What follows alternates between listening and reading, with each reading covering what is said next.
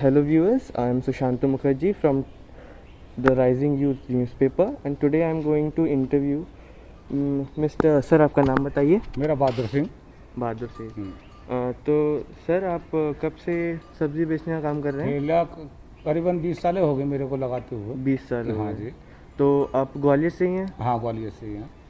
अच्छा, तो जब सब्जी का बिजनेस करने से पहले आपका कोई और बिजनेस था या फिर आप सीधे सब्जी बेचने नहीं, काम स्टार्ट किया था? पहले मैं पुताई का काम करता था, कलर का। फिर उसके बाद में मैं ठेला शुरू किया है। 20 साल से ठेला लगा रहा हूँ। अच्छा। तो बहादुर सिंह जी, ठेला लगाने से पहले, और जैसे आपने बोला आप पहले क्या करते थे? पहले मैं कलर का काम करता करते थे। तो उसके पहले परिस्थितियाँ घर पे सही थी? कुछ ऐसा आया जिसकी वजह से आपको करना पड़ा? हाँ, पहले कुछ परिस्थितियाँ ऐसी थी कि मजदूरी करने जाते थे, किसी का तो समय पर पैसा नहीं मिलता था एक। और यहाँ अपने सब्जी के ठेले पे जो भी 100-200 रुपये बचते हैं तो अपनी जेब में शाम को कैश आते हैं। अच्छा, तो अब इन बातों से हटके जब पिछले साल लॉकडाउन लगा था, सरकार ने सब बंद कर दिया था, दुकानें बंद थी, सारा बिजनेस बंद था, कितने लोग अपने जॉब से हाथ धो बैठे थे, कितने सारे बिजनेस बंद हो गए। तो उस टाइम पे, क्योंकि आप डेली वेजर्स हैं, आपका दिन की कमाई के हिसाब से ही आपका घर चलता है, तो आपको क्या परेशानियां झेलनी पड़ी उस टाइम पे? उस टाइम पे तो बहुत सी परेशानियां झेलना पड़ी थी, क्योंकि ठेले भी बंद थे, पुलिस वाले ठेले भी नहीं लगाने देते थे और अंदर ही रहो आप। और कहते खाने पीने के लिए भाई हम रोजीना कमाते हैं, रोजीना ही खाते हैं, तो वो परेशानी तो आई। कहते खाने के लिए, बच्चों के लिए कुछ समय पे कुछ चीज़ें मिल ही नहीं पाई। हाँ, जैसे मान लो दूध है, सब्जियां हैं, अन्य फल हैं, ये किसी समय पे मिल ही नहीं पाए। उस समय पे लॉकडाउन था। हाँ, किसी समय पे कुछ नहीं है तो दलिया बना के ही पेट भरा था लॉकडाउन ऐसे टाइम आ गया। हाँ जी। तो फिर जब लॉकडाउन के बाद जब खुला तो कितना टाइम लगा कि चीज़ों को वापस अपनी लय पकड़ने में? लहर पकड़ने में करीबन 15-20 दिन लगे थे। 15-20 दिन के बाद में 200-250 रुपये का पर डे का रोजगार मिल रहा था। अच्छा, पर डे का रोजगार। अभी कैसा है रोजगार का? अभी 250-300 रुपये मिल जाते हैं हमें रोजाना के पर डे के। अच्छा, और लॉकडाउन के पहले कैसा था? लॉकडाउन के पहले तो स्थिति ठीक थी। अच्छा। तो 400-500 रुपये के लगभग मिल जाते थे। ओह, अच्छा। तो अब ज़रा इस चीज़ से हट के अगर मैं सरकार के कार्यकाल के बारे में पूछूँ और उनकी वर्किंग के बारे में पूछूँ आपसे, तो सरकार को, जो अभी सरकार अपने पावर में है, उसको लेके आपका क्या विचार है? भाई सरकार का तो ये विचार, हमारा विचार तो ये है कि सरकार को गरीब लोगों के लिए कुछ राहत देना चाहिए। ऐसे लॉकडाउन में बहुत से जिन लोगों के इंसान नहीं है, अकेली बच्चे हैं और उनकी माताजी हैं, वे काम करने लायक नहीं है, उनके लिए पेट भरने के लिए कुछ न कुछ साधन दिया जाए उन्हें।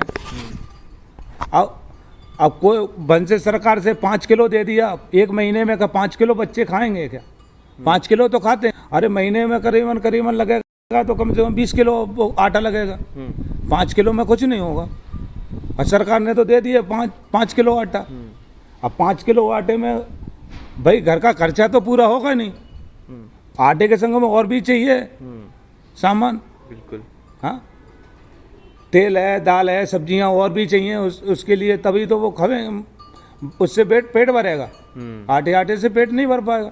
तो ये सरकार की करने सोचने चाहिए इस बात को। तो मतलब आप इस सरकार से संतुष्ट नहीं है? मतलब संतुष्ट तो है ही नहीं है सरकार से। और इसके पहले जब कांग्रेस की सरकार थी तब कैसा था? तब ठीक था या फिर ऐसे ही था? देखो, वो चक्कर के आए कि कांग्रेस हो चाहे वो हो, कोई गरीब तन को कोई झुकता ही नहीं है।